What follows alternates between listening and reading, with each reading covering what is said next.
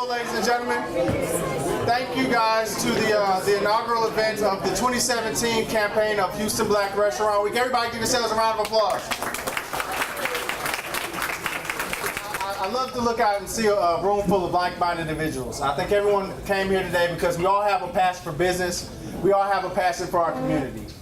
We founded Houston Black Restaurant Week as an opportunity to showcase the black culinary community here in Houston, Texas, but also to give back to the community.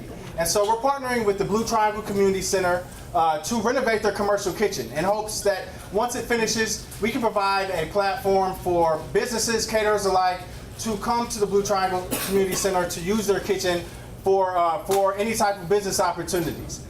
With that, we have a wonderful panel lined up for you today. This is our first of our 5 signature events, our Aroma, which is our consulting business series. We started off last year and we did how to start your own restaurant. This year we're following up with how to start your own franchise. I would like to thank the Greater Houston Black Chamber of Commerce, particularly our chairwoman, Courtney Johnson-Rose. She'll be our moderator this evening. Everybody give Courtney a thank you so much for her hard work and diligence. I'd like to thank the Live Oak establishment, Crystal, Jordan, Chris, and the rest of the team. They put together an amazing menu for you guys this evening. Wonderful 3-course menu for you this evening. I'd also like to thank our other sponsors, Verizon. Verizon, if you could, please come up and say a word. Also like to thank BB&T, Frenchie's Chicken, as well as Brand War Wines, Fade Media, the Defender newspaper as well. Miss Sunny Josh, thank you for joining us. With that said, Kevin, a word.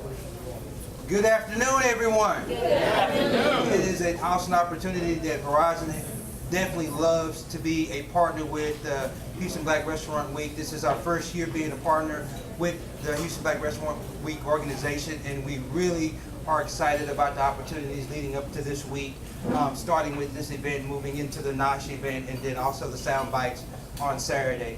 We are very, very enthused and also supportive of multicultural movements in the Houston community, and we're definitely looking forward to tremendous success this year and moving forward into 2018. So thank you guys very much for embracing us with open arms, and we're looking forward to a very, very wonderful 2017 moving into 2018. Thank you very much.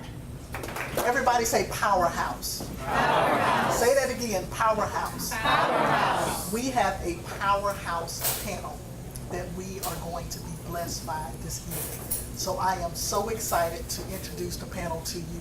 We will get started with first our banker, Mr. Jimmy Jones. You know you need money with any business, so why not introduce our banker first? Jimmy, please come up and join us. Jimmy is an accomplished community banker. He's the Vice President and Business Development Officer for BB&T. Jimmy embraces small businesses, nonprofits, and community organizations. I do want to add he's a member of the Greater Houston Black Chamber's Advisory Board. Next up, we have Mr. Jonathan Howard. Mr. Howard is a native Houstonian, grew up right here, a graduate of Jack Yates High School, and a graduate of Morehouse College. His full-time job is actually marketing and PR for Texas Children's Hospital. He is now a Smoothie King franchise owner. We have a lady on our panel this evening, Ms. Leslie Robertson. Leslie is the Managing Director of Desire Projects. Desire Projections. She's originally from New Orleans, but grew up in the Houston area. She has a graduate of the University of Houston in journalism. She has over 20 years of strategic HR experience, with the last 10 years focused on hospitality. She owns her own HR firm that provides human capital strategy for restaurants and other luxury, upscale, and casual dining clients. Next is Mr. Sean Taylor. Mr. Taylor has over 30-year career of progressive leadership as a successful CEO, industry leader, and entrepreneur. Mr. Taylor has delivered value in a variety of environments, from corporate to fast-growing ventures, backed startups to turnaround situations. He brings over 30 years experience with a particular expertise in restaurant and food industries. He has been the owner, developer, and operator of over 30-plus restaurants in the Taco Bell and subsequently Zaxby's franchise. He was elected to the National Board of Advisors representing Southwest Region of Zaxby's franchises and the Advisory Council of Taco Bell Franchise Management Advisory Council.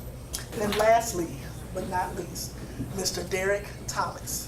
Mr. Thomas currently is serving as the Chief Executive Officer for Frenchie's Chicken Development. Derek Thomas is one of those people that focuses on getting things done. And this is his 2-page bio that I am having to shorten.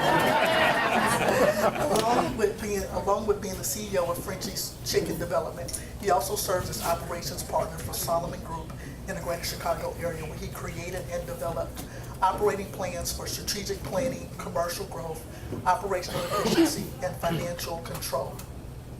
Mr. Thomas studied business management and finance at Wayne State University. He also studied non-financial leadership at the University of Wisconsin-Madison and is certified mentor through the University of Detroit. Just kind of tell us briefly how you got interested in banking, restaurant, consulting, etc. I actually got into banking kind of by accident. I was working part-time in college at a record store. If y'all remember records. And my father actually said, "Hey, you know, there's these pretty nice people over here at the bank, and they're looking for some people." So I applied and ended up starting working part-time in college. Then I left banking, learned how to do some different things, including I worked for 7-Eleven, where I worked in that environment, learned how to run a store, learned about profitability, learned about payroll, learned about a whole lot of stuff that I didn't want to know about, really. But it helped prepare me to come back into banking and into the role I have now, where I work with small business owners, large business owners, entrepreneurs, really kind of the whole gamut. And for me, it's become a passion. Anytime I can help someone, really in any way, but especially in our community, you know, there's a lot of gaps in our community in a lot of different ways, and a good banking partner is something that's important to everyone, someone that you can trust. So I really try to step in and fill that role and make sure that you have everything available to you that you need, not just from BB&T. It can come from anyone as long as you have someone that's reliable and willing to give you good information. And that's been my passion since I've gotten here and prior to that. My name is Jonathan Howard, as was stated earlier. And first of all, I just want to say how honored I am to be up here with these folks who I've been reading about and hearing about growing up. It's really, I really feel like I should be sitting right there asking questions, but it's really good to be up here with you all. So I came into this, I wish I could tell you I came in, you know, through the front door, but I kind of came into franchising through the back door. And I hope to explain a little bit more about that as we talk more tonight. I had a mentor. I think mentorship is key, and we need to definitely make that a huge part of this Black Restaurant Week and a huge part of this panel discussion. One of my favorite quotes says, "Societies thrive when people plant trees under whose shade they may never sit." And so that's what my mentor did for me in terms of Smoothie King. When I came out of college, he already had 4 of them, and he said, "Hey, if you want to learn about this, I'm going to give you an opportunity." So I worked there pretty much for free for about 1.5 years on the weekends, just doing a shift or two. And through that, I was able to learn the business. I was already kind of passionate about healthy eating and fitness and all those different type things. And so he really showed me the ropes, helped me with my saving plan, saving since October of 2014. And now we're just about to open the first one this summer, and the second one hopefully before the end of the year. So I know we'll talk a lot more, and I know there are questions that will be asked, but that's how I started in franchising, and hoping to I was just looking for a way to make residual income, and I found it, and glad I did. My name's Leslie Robertson, and let's see, I could tell you a really funny story about how I got into my profession, and I won't go all the way back. Well, maybe I will. When I went to school for communications, my idea was that I was going to be a sports anchor. I was going to meet Michael Jordan. I was going to marry him. I don't know. I'm going to age myself, but there was a Soul Train commercial that always came on, and Michael Jordan would tell the lady, I want to interview you and your beautiful hair. So that's going to be me. Went to school and studied, and I said, you know what? I got in front of the camera. I said, let's see what else can I do with communications. I love people. I love bringing people together. When I graduated, I got right into HR with recruitment, with engineering and SAP consultants, and I fell in love with the whole talent acquisition aspect, being able to bring people to the career of their dreams and watch them raise their families with careers where they could succeed and to thrive. It became my passion. Like most people, you know, you are in corporate America, you sometimes hit a glass ceiling.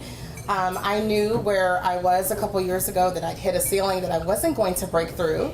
And I won't turn this conversation into a diversity conversation, but we know how the story goes. So I decided I would be a consultant and do the HR human capital strategy consulting on my own and help restaurant hospitality clients succeed and reach their mission and vision and value through the success of their people, their most valuable asset. So I've been doing this for several years. I absolutely love it. I love my clients. I love supporting them, not with just the people aspect, but with the business. Because without people working in certain capacities to help you reach your vision, you're never going to increase your bottom line. You're not going to grow. And so loving HR, loving people as an asset is about loving your business. Thank you. How I got started, you kind of touched on it. Had been with Arthur Andersen for 10 years and was being considered for a national partner role, which I would have loved to have done, which was in diversity, recruiting and development, and was told that it would not happen, not because I hadn't produced the results or didn't have the skill set, but because the person that was in that role was a good soldier. And need I say more? In fact, I didn't need to hear anything after that. And so I got tired of running into a brick wall and getting bloodied up. And I figured that the street valued me more than my current employer.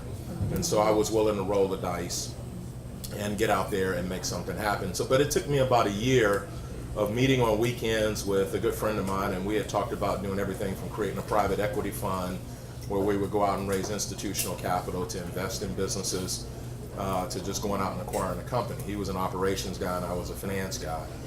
And ultimately, Taco Bell came up in the discussion. He was an executive with Pepsi at the time, and you know, back then Pepsi owned KFC, Pizza Hut, and Taco Bell, and most of the Taco Bells were corporate owned.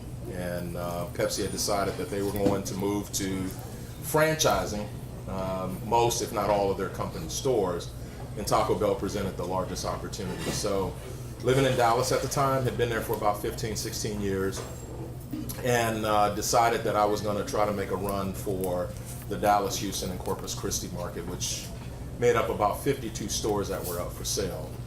So, I mean, you know, I dreamed big. And long and short of the story is I wound up getting part of the Houston deal, which originally was 28 stores. I wound up acquiring 19 stores in late 96. Did another acquisition in mid-98 of 12 stores, built several stores, closed some stores.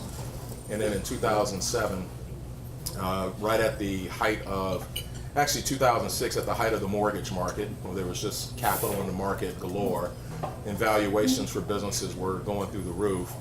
I was in the process of refinancing and trying to build about 20 stores, and decided to look at the sales side of it. And so it was purely by accident. I was at a national conference in DC, and an investment banker got up and kind of talked about the state of the restaurant industry. And when he told me some of the valuations that were being placed on franchises, I called up the consultant I was working with on the refinance, and I said, hey, can you do a valuation on the business for me using numbers from the RFPs we were sending out, and just send me the summary. And we got on the phone the next day, and I just said, I got one question: how real is the net number? You know, after everything's paid off. And he said, if I can't get you more than that, we won't charge you a fee. And literally, I started doing my hands like this. I said, boys, wrap it up. I'm out of here. And you know, just to give you some perspective, their fee was 7 figures. So it was a pretty easy decision for me at 45 years old to go ahead and pack it up and retire. So I did that for 6 years, and Zaxby's, which I'd never heard of, had never seen one. The guy who's my partner called me up and asked me to look at it. He had no experience, and I went and tried the food, and the food was great. And I called him up and I said, let's do this. So we signed a deal in 15. We started in 13. We signed a deal in 15 to build a total of 38 restaurants here in Houston. Pretty much everything north of I-10, all of Fort Bend County on the west side, and in Chambers County out in Baytown. Our CFO lives in Baytown, so I told him I'd build a couple stores over there for him. So I'm 57. I'm on a 5-year run right now to be done in the next 5 years. And I'm grooming sort of my successor to run the business so that I can get back to working because I want to, not because I have to. So that's kind of how it happened for me. The one thing I do want to stress that I'm real big on, all of this came about in both situations because of authentic relationships. And I talk to a lot of college students all the time, and they kind of hide behind technology and communicating. There is no substitution for real relationships.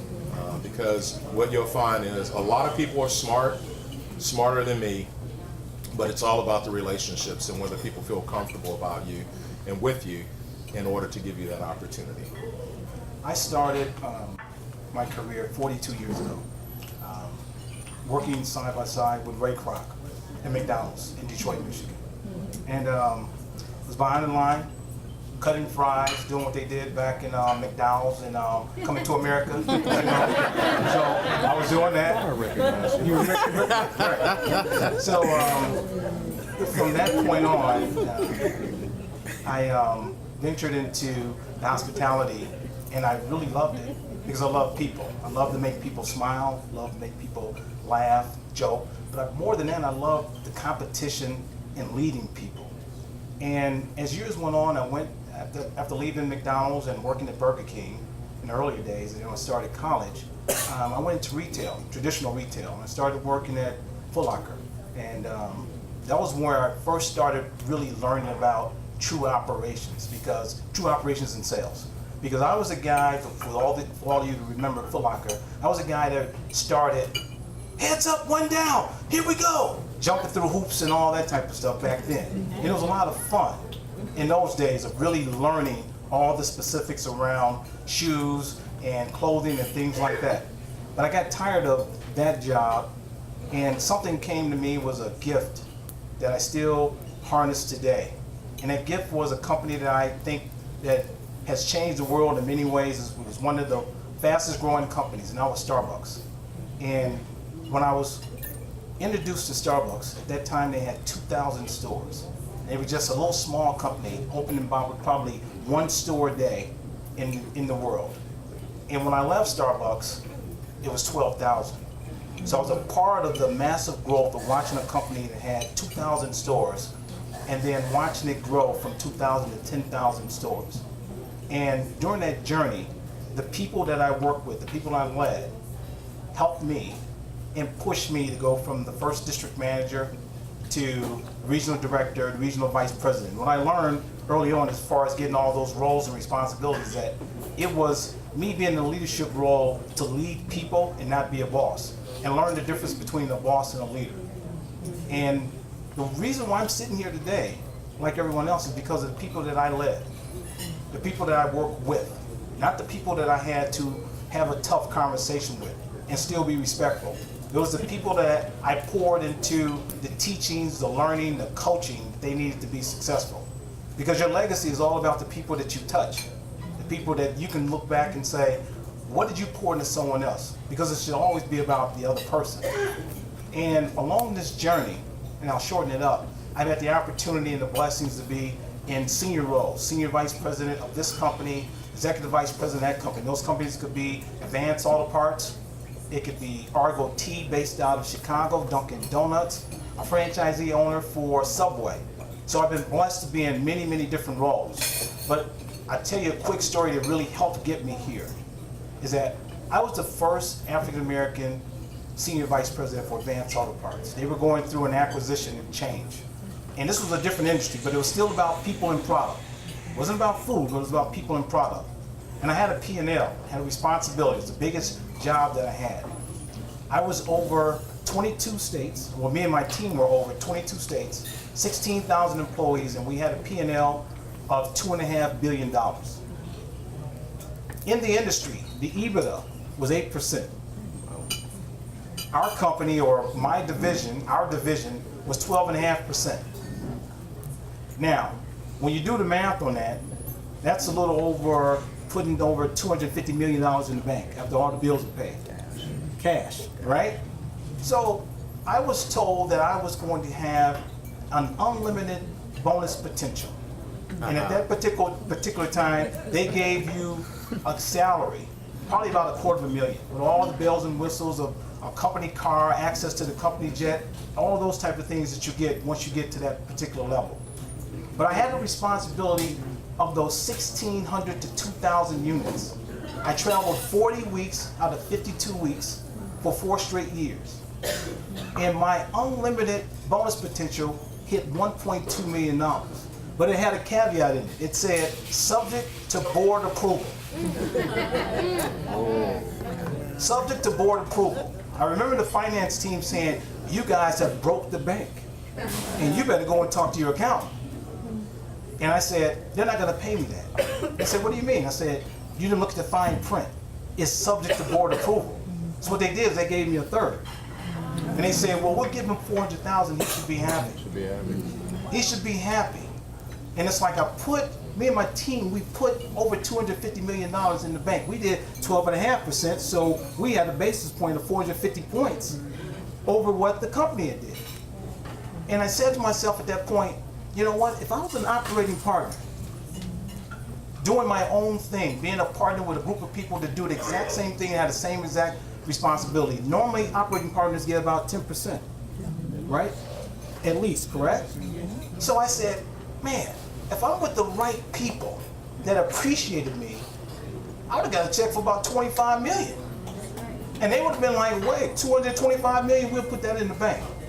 So at the end of the day, after all the experience, 2.5 years ago, we decided, myself and some partners, to build a consulting firm that specialized in franchising and executive coaching for people of color and women, in particular, to help them and uplift them and unleash them to their full potential.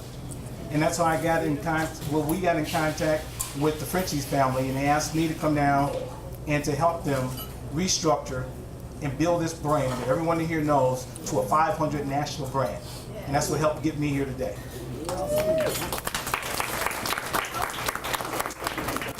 Wow, this is exciting, isn't it? So, a lot of folks in here are interested in franchising and looking at starting a restaurant. I know that the franchise owners, Jonathan, Sean, and others, please join in on this. Why did you choose a franchise over your own personal brand? Thank you. I know one of the reasons I chose a franchise instead of my own personal brand was because of the proven model of success. You know, if it's not broken, don't fix it. So I felt like it was a better idea to go with that proven model. Of course, Smoothie King was the opportunity that was presented to me first, but I think I would have done it the same way anyway. Instead of trying to start from the ground up, find something that's already proven, and then do your best with it. All right, I got to put a qualifier out there. People tend to jump to a concussion when I say this, jump to a conclusion. For me, it's all about the money. I recognize the fact that literally people are your most important asset, and I do value my people. I do treat them well. In fact, I don't allow them to call me Mr. Taylor. I'd rather have your respect as a person than your respect as a boss, because that comes automatically then. But for me, it was a means to an end, and so what franchising allowed me to do was to have pretty much instant cash flow, because I was doing acquisition. Now with my Zaxby's, because I'm building from scratch, it's a little bit different business model. Trust me, I'm writing checks right now. But at the end of the day, it was about cash flow, and it was about managing people and infrastructure. It wasn't about being a manager. So people used to ask me, well, why didn't you start with one restaurant? Well, I already had a good paying job. I wasn't looking for another job. I was actually looking for a way to create wealth, not be rich, but to be wealthy. And for those of you who haven't made that distinction, it's because I can stay in bed all day and my automatic deposit doesn't change. So I don't run out of vacation time. So, you know, at the end of the day, it was about creating scale and then not worrying about, you know, what vendors I have to source for produce or protein or, you know, cutting a separate contract with Coke or Pepsi. It was about just managing the relationships, paying my royalties, and operating great restaurants. So people don't realize how difficult the restaurant business is, especially when you do a one-off, because you're doing everything. Now, we cook the food, we store it, we freeze it, whatever, but I don't have to go out and source stuff. I'm building a store, I don't have to go out and find equipment manufacturers. I don't have to find a lighting company, a sign company, which means that I would be working 24 hours a day. And trust me, I work enough already being a franchisee. So again, it was finding a proven business model. Zaxby's was more of a niche player for me because chicken is so big now in the United States, and they've got a great product like Frenchie's, which is a great product, and it all starts with the product. I'm telling you right now, if you can get the food right, managing the people is pretty easy. So that's why franchise. I only had two things to that. One is an annuity stream when you go franchising because you're your own brand. And the other one is it's an exit strategy. So if you think about your brand, you think about an exit strategy, is you building your brand the right way with the right infrastructure. Those are the two things that at the end of the day, to add on to this, making money from an annuity standpoint and your exit strategy. And just to follow up, talk about the initial investment. Just to add on to what Sean and Derek just said, another reason I chose franchising was because, like most people, I didn't have the startup capital to assume the risk that starting my own business and trying to create my own brand would have taken. So if you have a little savings but you don't have the startup cost that it takes to assume that risk, then franchising is the way to go as well. She wants us to talk about what it costs to start up each franchise. Excellent. For Smoothie King, I think it takes about $300,000 to do a Smoothie King. $240,000 of that is loan money. You want to be about $60,000 liquid before you start. And I'll use a sidebar to say that's why mentorship is so important. That's why I said I came in through the back door, because if it wasn't for my mentor, I would have had to have that, the startup costs, 690 plus credit score and everything coming out of college to be able to do that. So, and if there are any other questions about that, please type them in. But that's what it costs if you come in through the front door: $300,000, $240,000 loan money, $60,000 liquid. Yeah, my answer is a little different, kind of along his lines. Other people's money is what it costs. So when I acquired 19 Taco Bells, it was a $11.5 million acquisition. I had $100,000. I use other people's money. I made the rounds, talked to a lot of individuals. You know, I had some friends who were big-time professional athletes, which I'm so glad I didn't do. I'm against athletes, but I ultimately landed with an institutional investor. It was a financing company that wanted to do the equity as long as we borrowed the money from them, and they had created a separate entity to do that. So it was really easy. They were real generous with the equity allocation in terms of the ownership. So that is a good way. There's a lot of capital in the marketplace, both on the debt side and angel investors, institutional investors, and it's just a matter of you developing those relationships to be able to tap into that. So, I mean, initially we put up about $2 million. We did about 10%, somewhere around there in the deal. So I did not have that type of equity available, and so without this institutional investor, it never would have happened. So. One of the things I was reading earlier, a study that says that 60% of restaurants fail in the first year, and 40% fail within the first 5 years. So my understanding from what I've heard with stats like that, banks sometimes don't like to lend to this industry. Can you all talk about that from a banking perspective? Leslie, please chime in also too from a consulting perspective, but talk about how to overcome that. Absolutely, thank you. As Courtney mentioned, there are some industries that are riskier than others, but I think generally you can say it's all going to come down to that individual's plan, their experience, and what kind of backing they have. Yes, restaurants are going to get a very hard look, but it's not something that cannot be overcome. But again, what's your plan? Show me the business plan. And a lot of people have really great ideas. You jump into something, both feet in, but you don't have a plan. And it's very easy to get derailed. You heard Sean mention sourcing your own food and trying to buy your own equipment and cut deals with companies like Coca-Cola and Pepsi. If you're one guy trying to make a deal with Coca-Cola, good luck. I mean, Coke's a great company and a nice bunch, but you're not going to get the kind of margins that you need to be successful in the long run if you're by yourself. So if that's the route you want to go, we're going to ask you, okay, we want to lend you money, but what is your plan? Because your upfront costs are going to kill you.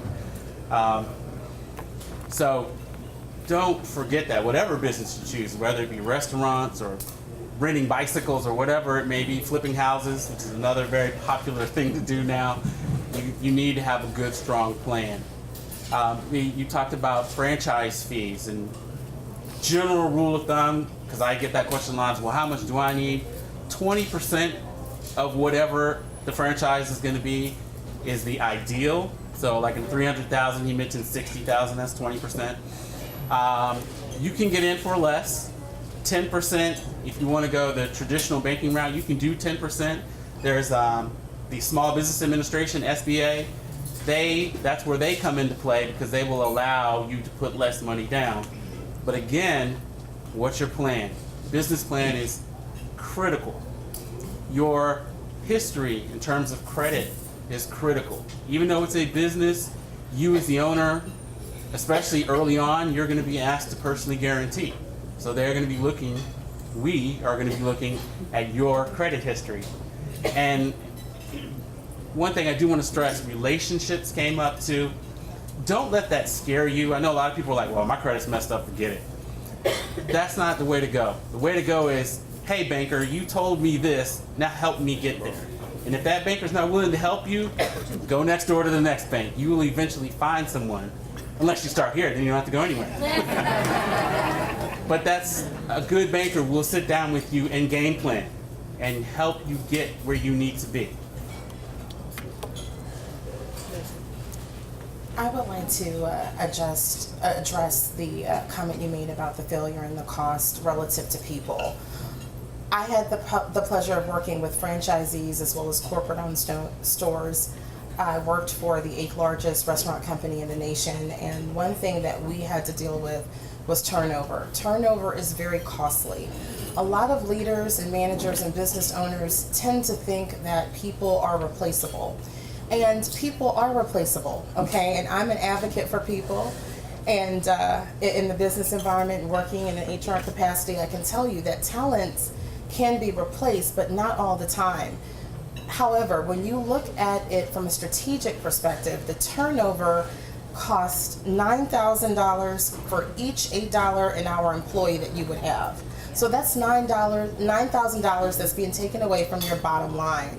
So when you can put your people issues, your mistakes, your lack of management training with metric utilization, you start to think about your human capital strategy and what do I need to do differently to hire better, train better, engage employees, and keep the talent that I'm able to find. So I think with any leadership capacity, you need to be able to think about what's most important, again, that people aspect, and what you can do to engage and attract talent and keep money where you can. You know, a lot of times people think HR is a necessary evil because it's overhead. You're not bringing in the revenue.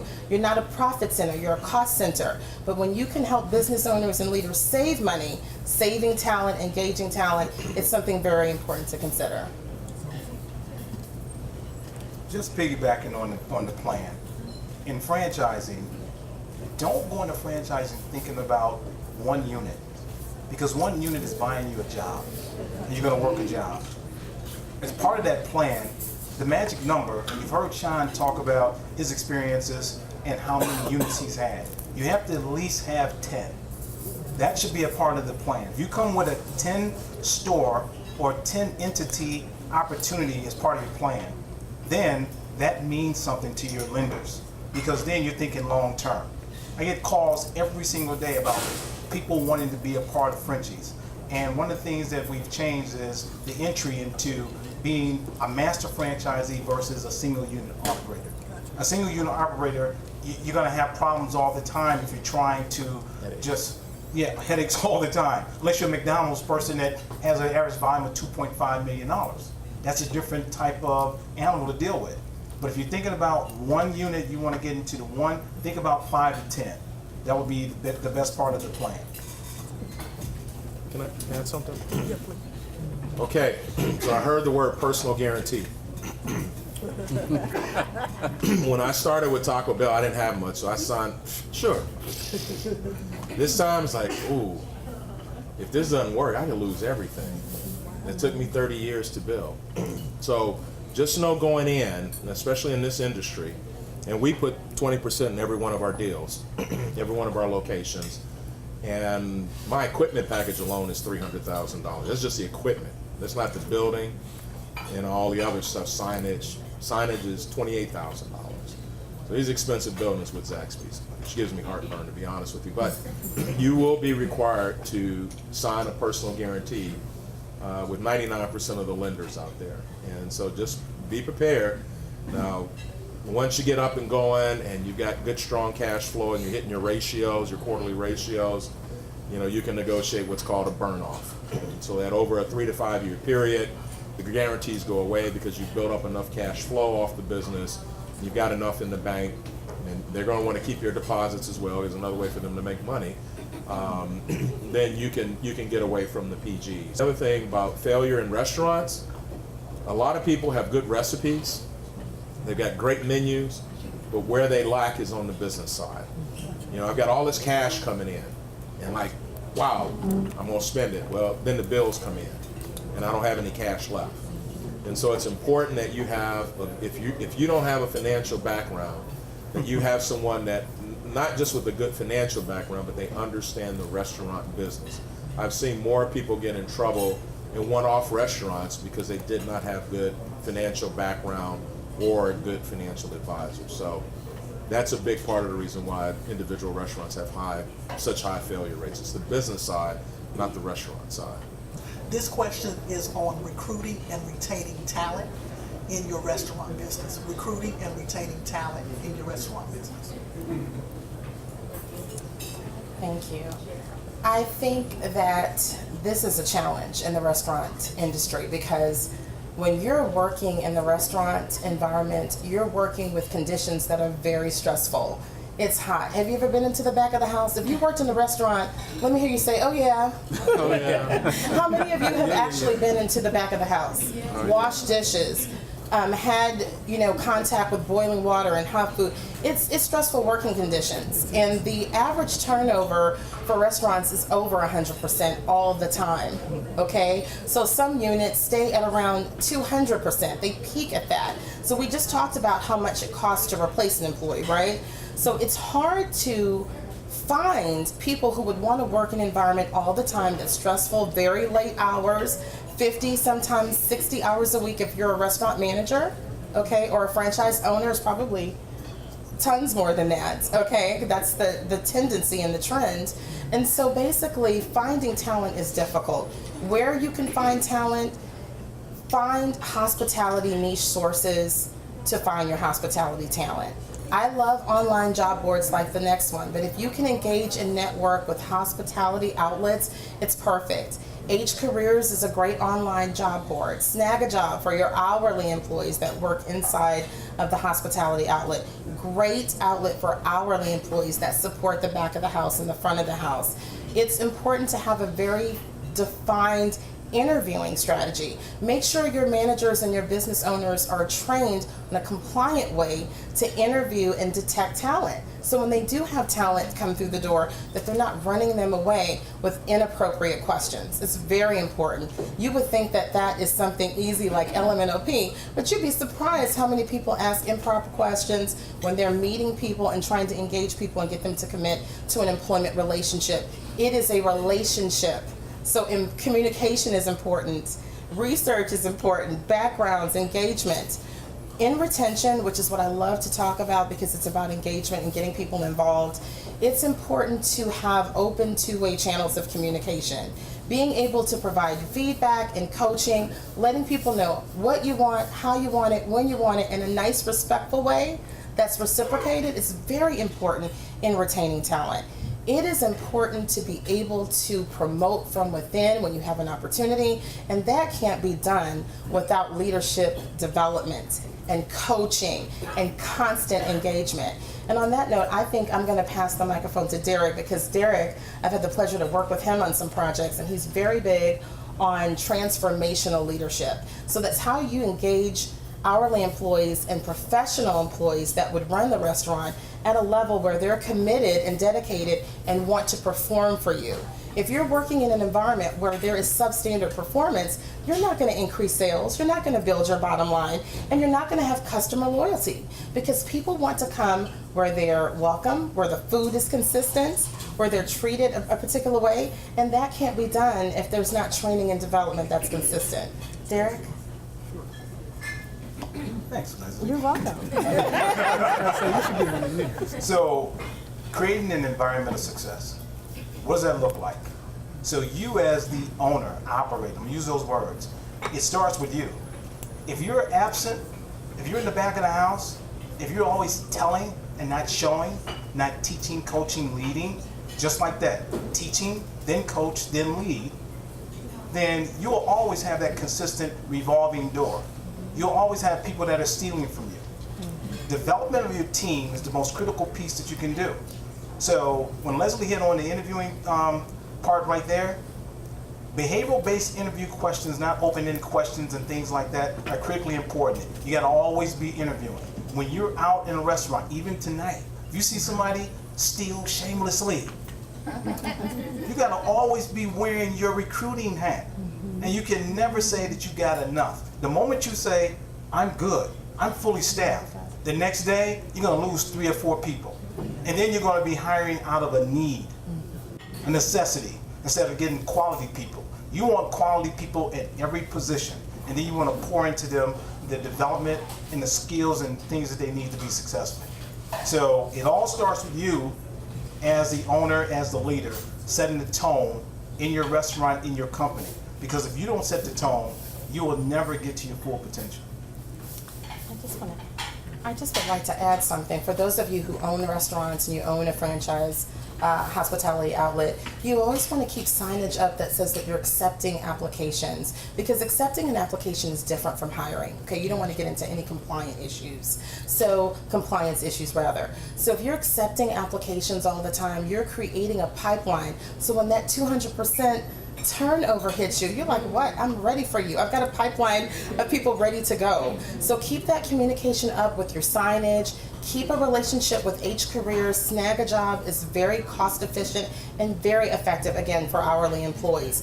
If you keep those ads running and you keep traffic coming in and out of the restaurant where you can interview outside of game time, that's your busiest time, lunch, dinner, you will be prepared for when things hit and you need talent. You'll have that pipeline. You don't want to ever be in dire straits and make a desperate hire that will be immediate turnover for you and ultimately immediate cost loss outside of the door. Can I just say one thing for you?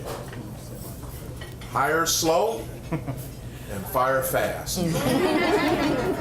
If you've got a bad manager, get rid of him, he or she, as quick as possible. because they will run off the good talent. They'll run off good managers because the good managers are delivering, and they see the bad manager getting the same type of pay, same kind of benefits, and they ask themselves, why should I stay? Hire slow, fire fast. Oh, can I say something?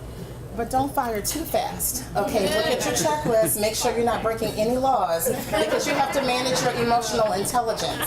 I'm telling you, this environment will make you reach a threshold of tolerance that you didn't think anyone could push you to.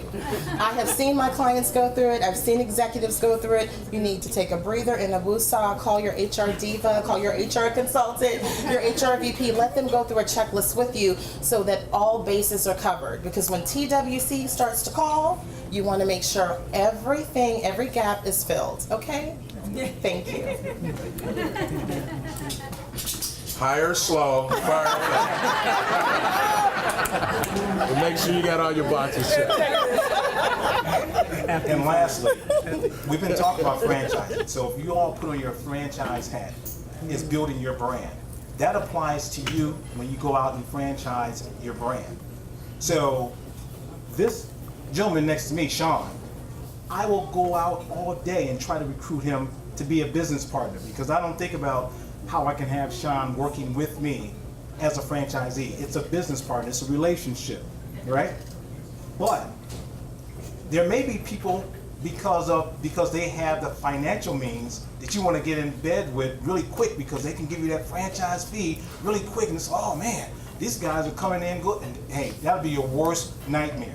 Those are investors. So it's going to be the same thing that Leslie's talking about. Now you got to have your exit strategy. It can be very costly, legal, everything else of trying to get them out of your system. So the same thing applies. When you are a franchisee, a franchisor in that seat, it's the same principle. You want to recruit and hire the right people to grow your brand. So let's go into pitfalls, things that you wish you would have avoided. And Jimmy, talk to us from what you've seen on the banking perspective, Leslie from the consulting perspective with your clients. But let's really talk. Again, this is our fireside chat. This is our opportunity to really learn. So let's talk about the pitfalls that you all have experienced in restaurant business. Well, I'll approach it from the financial standpoint. You've heard always be recruiting. The other side of it too is always be selling. Just because you have Frenchies behind you or Taco Bell or Zaxby's, that's the brand, but you're the person. I'm doing business with the person. You need to always be able to articulate very quickly and distinctly what it is that you do, what value you bring. Because always be recruiting as a banker, when I meet business owners, I can generally tell pretty quickly somebody who actually knows what they're doing versus, and when I say know what you're doing, you may do whatever it is you do very well, but do you actually know how to manage your business? I can hear that quickly. So as a banker, I want to recruit good customers, right? I'm looking for clients that know how to handle their business. Because despite what you may hear about banks, we don't want to foreclose on people. We don't want to make loans that we know are going to go bad because that's hurtful. It's hurtful for you and it's hurtful for us. We don't ever want to see somebody go down. So remember that, and when it comes to pitfalls, quite often that's what you see. You know, you get very excited, you've got this idea, you're really good at whatever it is. But again, that plan, if you don't have one, that's the quickest way to drown. I think one of the pitfalls that I was most concerned about for anybody out there who might be in my shoes trying to start something with your savings and things like that is having a contingency plan and always planning for those things you just don't know might happen. One of the scariest experiences that I faced during my training, my mentor would take me around to all of his stores and we would check on them and do work at them. And we went from his Copperfield store to the store he had in Katy Mills Mall. And we were only there for about 5 minutes and we got a call saying that the Copperfield store had just gotten robbed at gunpoint. Mm-hmm. And so we rushed back over to the Copperfield store and he looked at me, in the front seat and he said, "Are you sure you still want to do this?"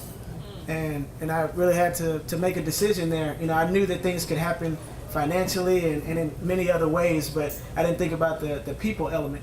So be prepared, like Leslie was saying, well, have your people in place. Say you accept an application, so that there's always a pipeline. I think he lost 3 employees that day. You know, when we got there, of course, their parents were there, kids shaking up and things like that. So make sure you have contingency plans, not only financially, but also for the people element of what could happen with your business. Thank you. I'm going to ask you to restate the question. Pitfalls. What are some of the common pitfalls that you see with restaurants? As a consultant and a former direct employee for restaurants, I could see that pitfalls for me as an observer in the HR seat really center around a lack of emotional intelligence at times, okay?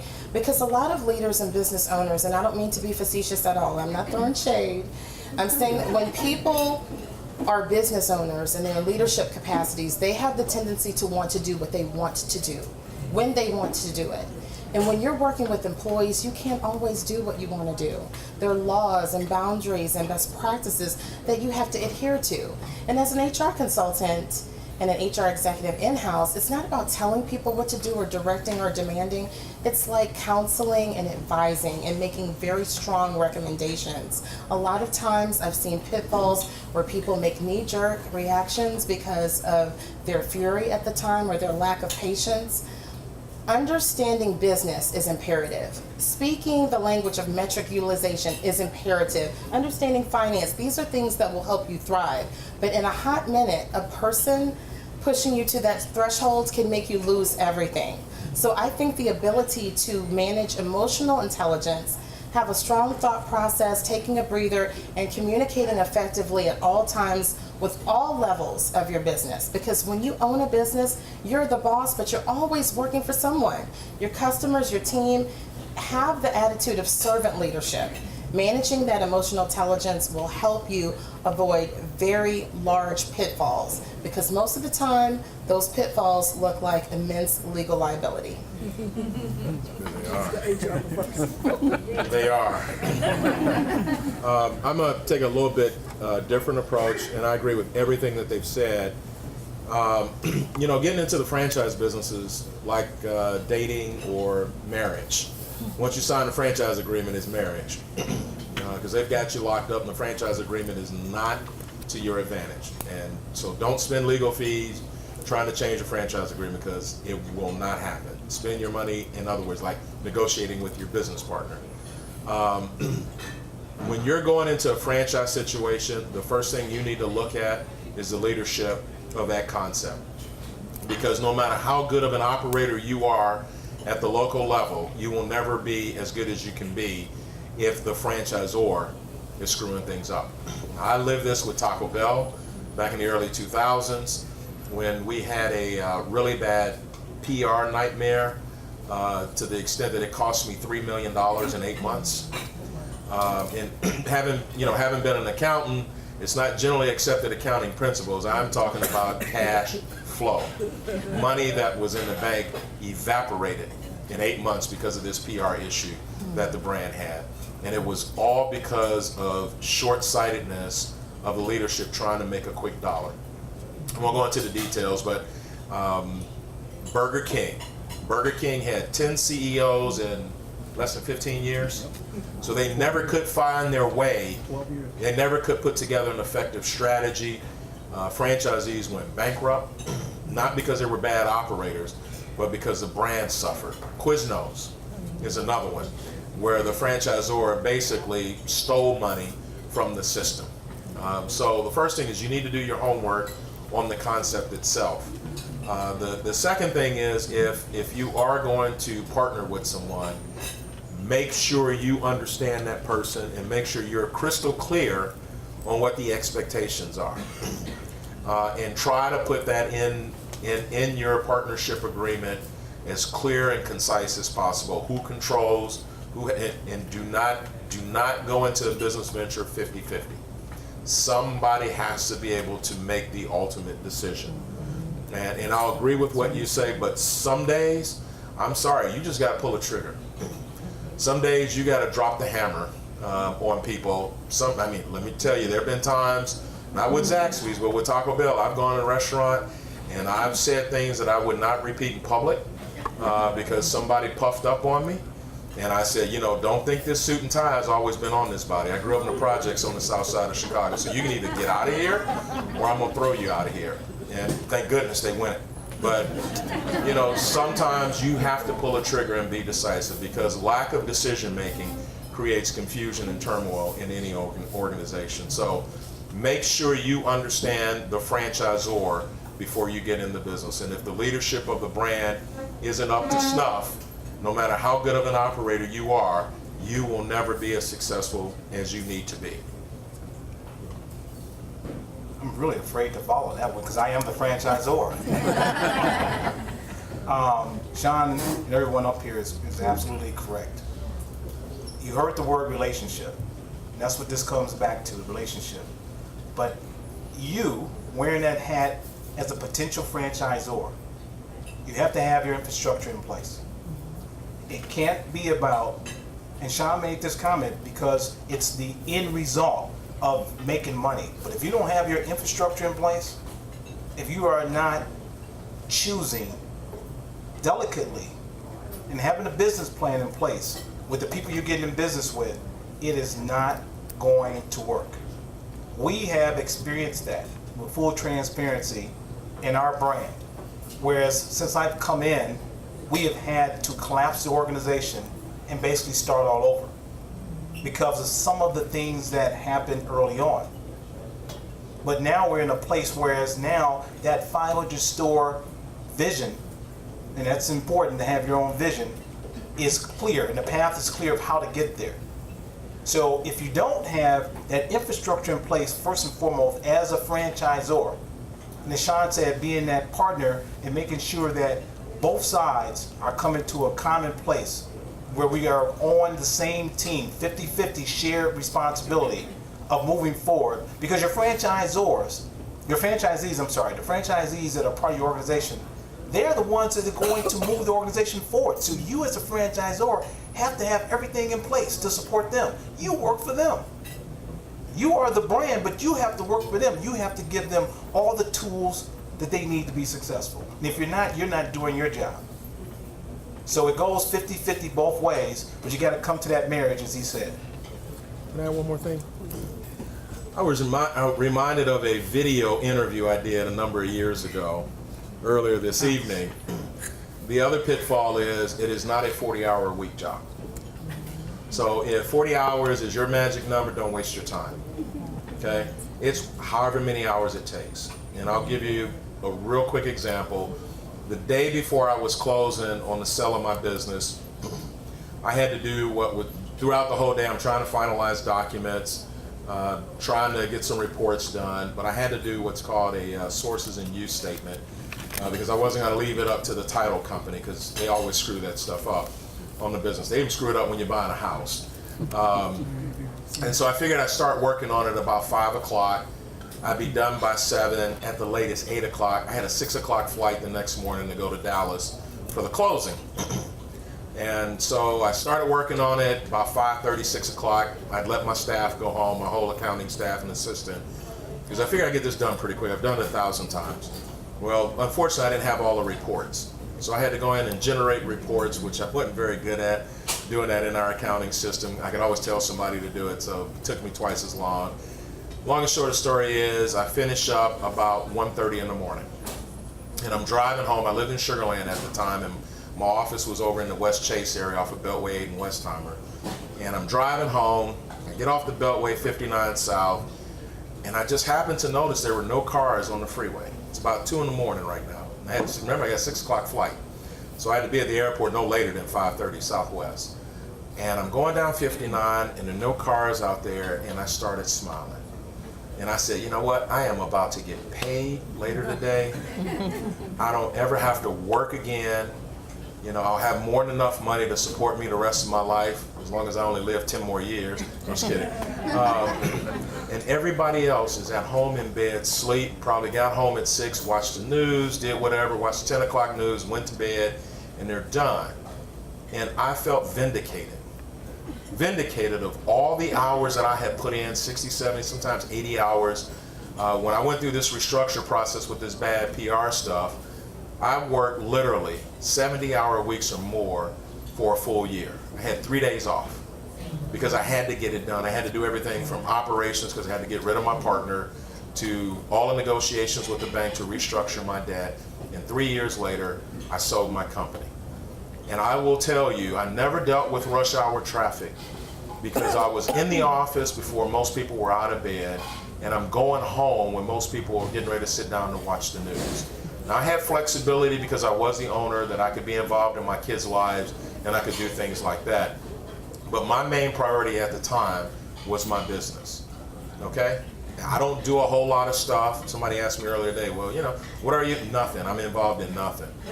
I'm not on the foundation board anymore with the Astros. I resigned from Houston Community College Foundation. I'm on 2 things right now, and they require very little time. And that's because I'm focused on my business. And sometimes that's what you have to do. And I'm gonna promise you, you cannot get it done in 8-hour days, 40 hours a week. So that's a big pitfall. People do not put in the time. Thank you all for sharing. Let's move to Derek. How do you change your business or turn your business into a franchise? Again, the question is, how do you turn your business into a franchise? Well, first of all, you got to have a successful business model yourself, as far as your infrastructure, your people, knowing your business as far as from a financial standpoint. And then if you're going to expand your business and start looking to franchise, you got to get some help. You can't do it on your own thinking that, well, I got a great brand, I know people love my food, I can just go out there and get in bed with some people. You have to get you a team that understands franchising, and because there's a lot of different steps to setting your business up.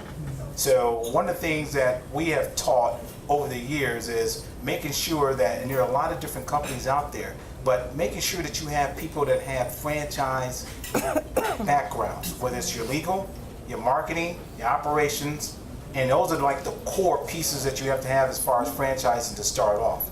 But you really have to have that core group of people and do the research around your brand and the competition, so that when you start franchising out, you can sell your product to those that want to be a part of your business. You know, on the flip side of the coin, with Zaxby's, interestingly enough, totally 180-degree difference from Taco Bell. Taco Bell was not a friendly culture to the franchisees. In fact, we had to fight and claw for everything that we got through our franchise advisory board. Unfortunately, in the last 3 years I was with the business, those relationships had smoothed over and became more cohesive and collaborative. Zaxby's, some of the nicest people, the 2 founders are still actively involved in the business. All the senior level people grew up in the business, so that's actually a very good thing, but it's also a hindrance, you know, approaching $2 billion in revenue, because they're starting to tap out in terms of their experience. And you know, going from 1 billion to 2 billion is a tremendous difference. And we're starting to experience some growing pains now. And the advisory board, mainly me, because I've had this experience before, we're starting to push really hard to get them to make some changes, to be more supportive of the operators. In the past, they just made decisions and it showed up. Now we're getting involved in the process so that we can give input, just like you're talking about, you know, manager, staff relationship, franchisor, there's some really smart people in franchise systems. And if you fail to tap into that, you're shortchanging the brand. And that's kind of what's been happening in the last couple of years in Zaxby. So now they're starting to tap into the franchisees and their collective wisdom, because everybody in Athens in the corporate office, they're in Athens in the corporate office. They're not out there where the rubber meets the road. And that's critical. So those are some of the things that you know, you need to look for. I would like to piggyback on that and say that mission, vision, and value is very important for organizations in terms of defining strategy and setting a path. And when you're thinking about that franchisee-franchisor relationship, you need to make sure that your values and your vision for your unit that you're taking over and running is in alignment with that big brand. Because if there is a discrepancy in your view on integrity or in culture or in innovation, you're going to run into a brick wall. So if everything strategic in terms of business is the outcome of the MVV that we call it in HR, mission, vision, value, you're going to have issues within the business. So culture alignment is very important with the brand, with the business, and because it sets the foundation for where you're going to go. Just to add to that, I would advise anybody who's looking into to franchising to make sure before you choose one to do your research on what that franchisor or franchisee relationship is, and how it fits in with your personal goals and how it fits in with just your personality.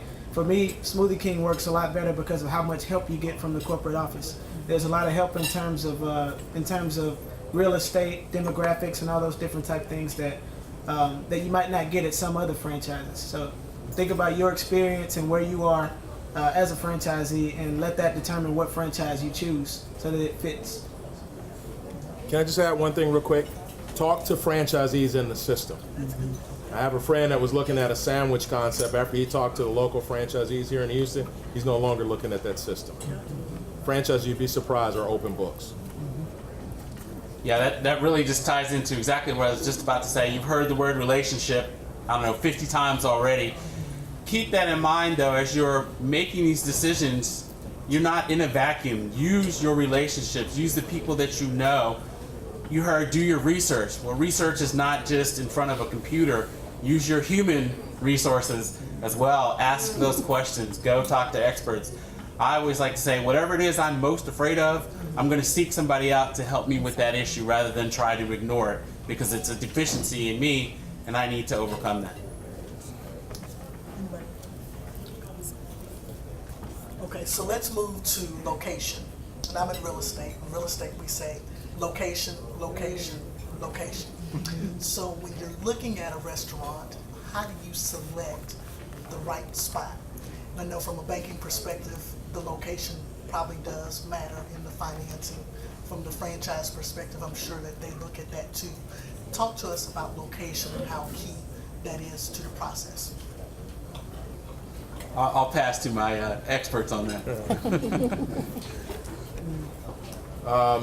So what I look for are a couple of things. I look for rooftops, homes, not apartments. Apartments, nobody's home during the day. Usually apartments, people, it's either single, if they're married, they both work generally. May even be some limitations on discretionary income.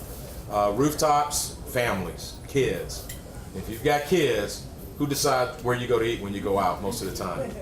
The kids. What do you want to eat? It doesn't matter. Well, where's that restaurant? I don't know. Okay, so I want a lot of rooftops. I look at average incomes, median incomes. For Zaxby's, I look for a higher income than I did with Taco Bell just because it's a more expensive menu. So minimum for me is $85,000. And then I look at the number of households that are families as opposed to single dwellers. So I'm a single dweller. If my whole neighborhood was like that, I wouldn't build a Zaxby's in my neighborhood. So that's the first line of defense for me. The second thing is I look for retail. Grocery stores are huge because everybody goes to the grocery store, and sometimes a couple of times a week. So if they're in the area and I'm conveniently located, there's a good chance I'm going to get them to come into the store at least once a week. Okay, so retail is important because it's a traffic generator for you. And if there's some commercial development like office buildings, that will help supplement my lunch business. Because traditionally, if you don't have commercial in the area, that means your lunch is going to be just retail, but it's heavy on the weekend, but lighter during the week. And this balances out the whole week for you. I prefer to buy the real estate and the banker will tell you, I get a better valuation in terms of the total loan that I'm trying to get from the bank. They're a little bit happier having the dirt as opposed to it being a ground lease, because if you go into default on your loan, now they got to deal with the landlord as opposed to just taking over the whole ball of wax.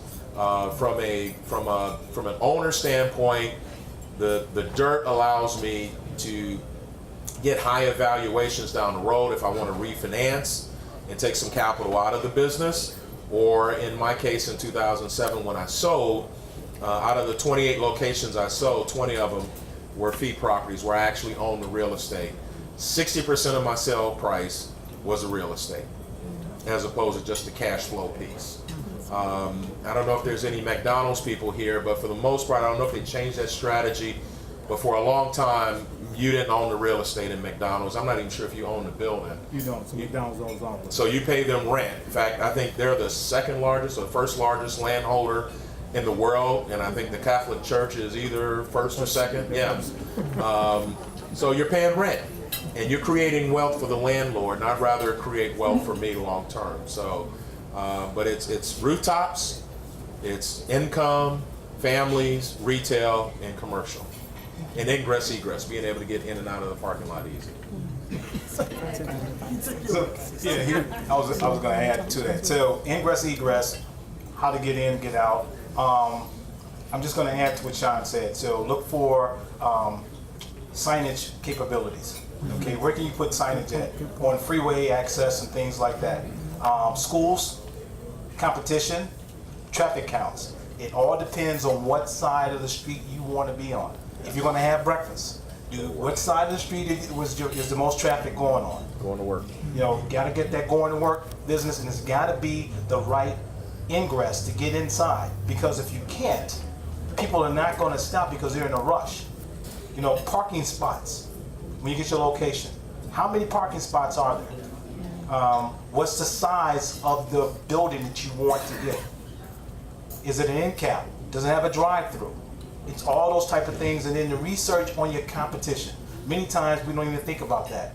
How are you studying your competition? Market share studies. Who has the share of wallet in that particular area? And you look at a radius, what's in your radius? What's in your 3-mile radius, your 5-mile radius, your 7-mile radius? All those type of things in addition are the things we look for.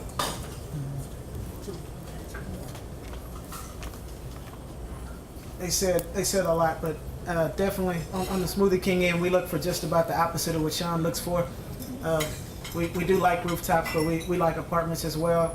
We look for a median age of just about peak athletic age, you know, between late 20s all the way up to about 45, 50. Median income of about $68,000 in the neighborhood.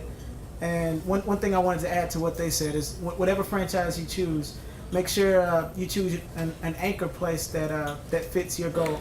When we look for anchor stores, which are the stores that'll bring people to your business as well, we look for places like Whole Foods, Kroger, and other stores that align with our vision, so that those same people who go to those stores will want to come to ours as well. And just wanted to add on location. This is sort of an off thing, but those who have experienced trying to get financing realize too, what was there before you? If you're trying to put a Smoothie King on a former gas station site, you're going to have problems because there's something called an environmental review that has to happen.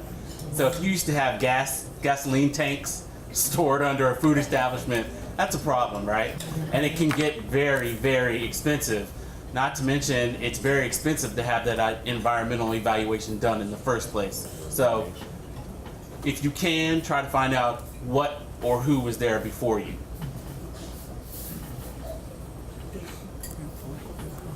I just want to close out on this one. One of the things we didn't talk about, we've been talking about traditional, so non-traditional. So airports.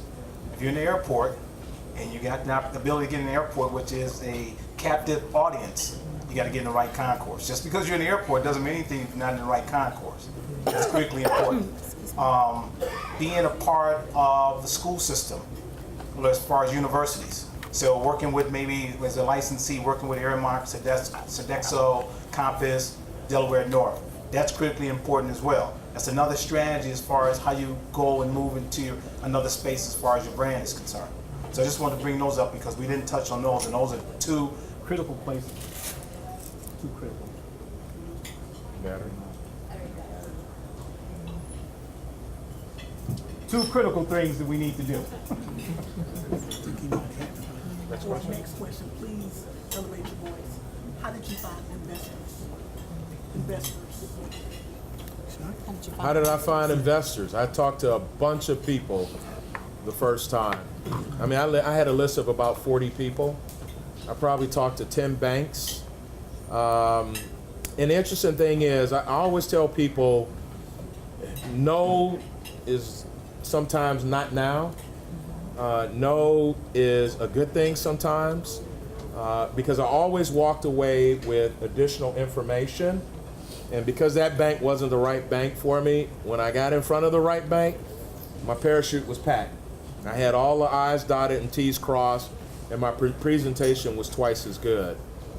So the more people you talk to, the better your story is refined, the tighter your business plan kind of works out. Individuals, I talked to a bunch of people. Individuals, I talked to some athletes who were friends of mine who could have written a check themselves. I talked to a former Burger King franchisee who had sold out, who fell in love with my business plan and came back and said, how about I just pay you to walk away and I'll take your deal? I was pretty pissed, to be honest with you. But I graciously told him, I really appreciate it, but no thanks, and that was a very short phone call. So you have to knock on a lot of doors, and you have to develop thick skin, get as much information that can help you on the next sales call, if you will, and just keep pounding the pavement. Investors, anybody else? Networking. What is your circle? Just what Sean said. How do you go out and network and do the research? Those are the two things I give you guys, because you have to continuously network and educate yourself and go to seminars in different places where people are doing things where you can meet people. It's ongoing all the time. I'll tell you an interesting caveat to my story. I was talking to Citibank at the time because they had a national franchise program, and the lady who I was working with out of, I believe it was LA, Bonnie Glover is her name. I knew Bonnie wasn't happy with Citi, but I had no idea that Bonnie was looking to leave. And so I was pretty close to signing a letter of intent, which required a pretty sizable sort of deposit, if you will, towards the fee that you have to pay banks. Yeah, I know, right? Did y'all know when you own a business account that you have to pay the bank to take your deposits? Now you know why you got free checking as an individual, because companies pay for that stuff. That blew me out of the water. Anyway, so Bonnie was so impressed with my business plan when she left, she went to go work for this startup financial institution called Franchise Mortgage Acceptance Corporation, and said, hey, you need to talk to this gentleman who's starting this company. And they flew to Houston. We met out by Bush Airport. In 30 minutes, we had a handshake agreement that they were going to put up all of the debt and give me a $3 million line of equity to fund my acquisitions. In 30 minutes. And that 30 minutes happened just because when he read on the way from LA to Houston, he read my business plan, and he sat down across the table and talked eye to eye and felt comfortable that I knew what I was talking about, because I'm the one that wrote my business plan. I didn't hire a consultant to do that. That we had a handshake agreement, and it was over. It was done. And just that quick. And I talked to all these people and all these banks, for 3 months, 6 months, and in 30 minutes I had a deal.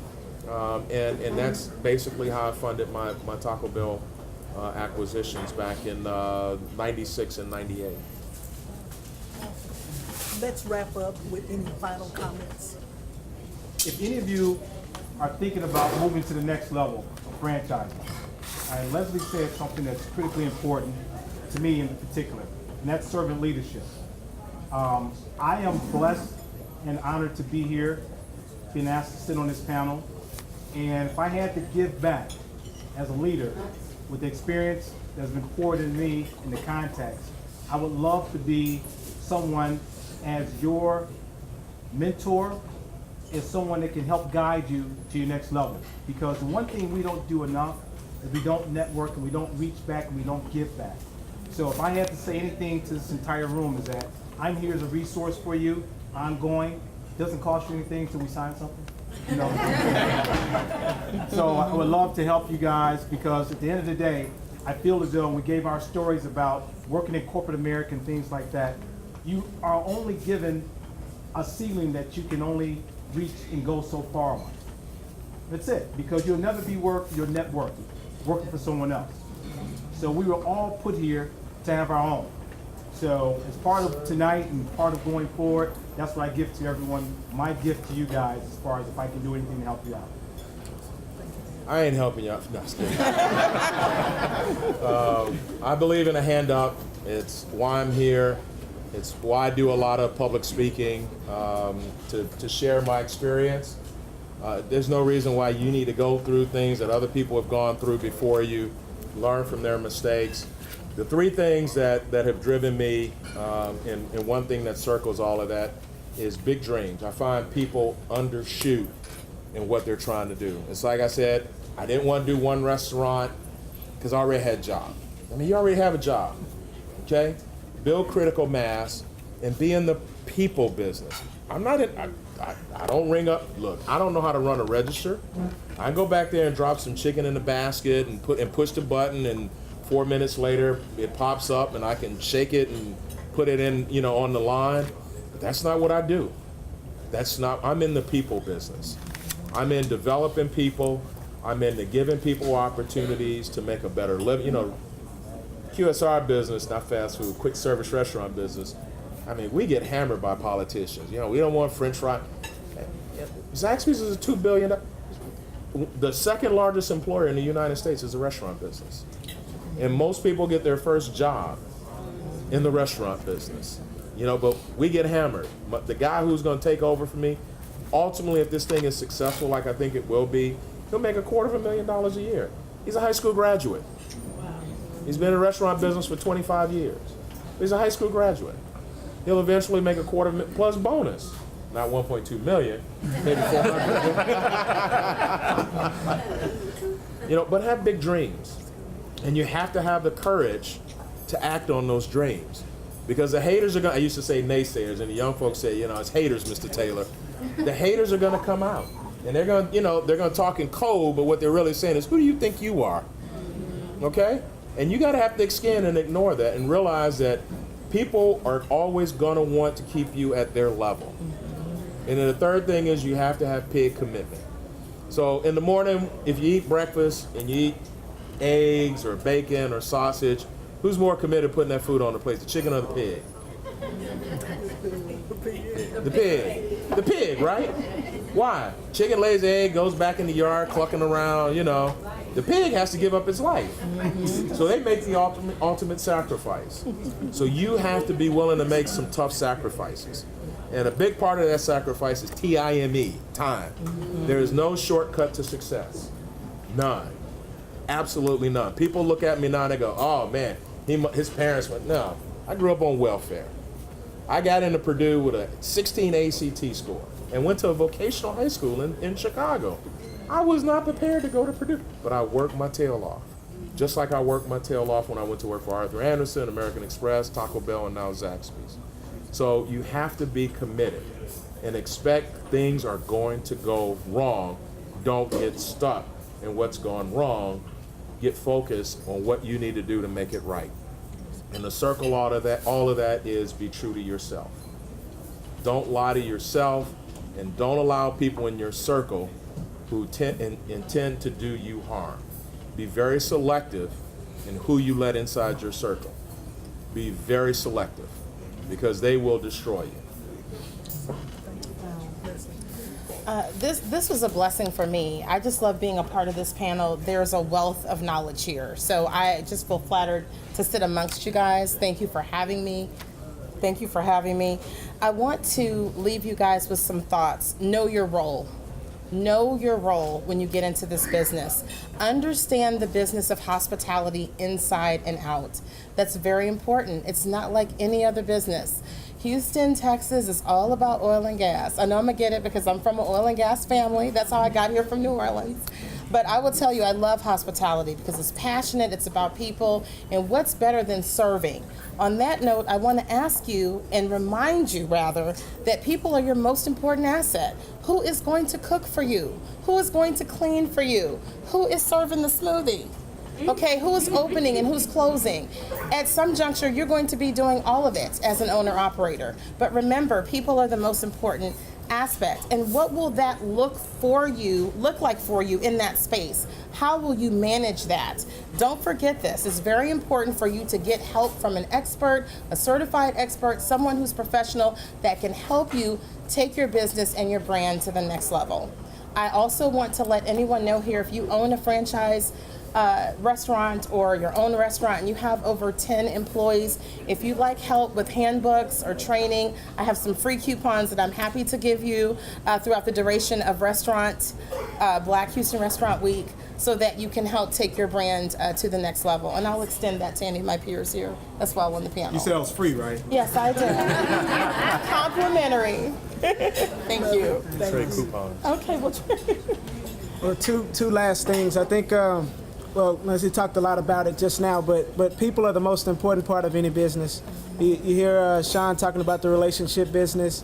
You hear, Derek talking about people, and he says it best. Just make sure that people includes you. It's you, it's your investors, it's everybody that's a part of your business that's going to determine your success. So make sure you have the right kind of people around you. If there are people in your ear, make sure they're the right people in your ear. And the second word of advice would be start today. I mean, don't let fear or anything that can grip you stop you from achieving what you can achieve. You make sure if you haven't started saving, start saving today. If you haven't started looking for investors, start looking for investors today. If you haven't done your research yet, get online. Everything is at your fingertips. Use that today. If you haven't talked to any of these people up here, do that today. I think I learned more from Sean and Derek sitting in the back before this started than I have my whole journey. So use those people, start today, and I guarantee you, whatever happens, you'll be successful. Just the last couple of things. One is we told you a lot of things to do. I always like to try to get you to the how to do it. There are a ton of resources in Houston. And when I moved here, I was amazed. If you want to start a business, Houston is great for it. You've heard me, I've been preaching business plan all night. There are free resources available to you right here, the Houston Area Urban League, Houston Business Development, Inc. You have a fantastic chamber. There are a million places you can go to get help in writing that business plan to get started. The other thing too, I mentioned relationships, and I don't do anything by myself, and I want to acknowledge I have a partner here. Sorry, I know you're eating. Kay Chambers is here. Kay, if you could just wave. She's also here from BB&T, so if you want somebody better looking to talk to, please go talk to Kay. And then my last kind of strategy thing is when you go to events like this, if you can't figure out who to talk to, look at who sponsored the event. Greater Houston Black Chamber of Commerce is on there. Black Restaurant Week. Find those people, and at the very least, flatter them. Say, you know what? This event was great. Let me tell you real quick why I'm here. They know somebody that you need to talk to if they're not the person that you need to talk to. So that's it. Let's give our panel a huge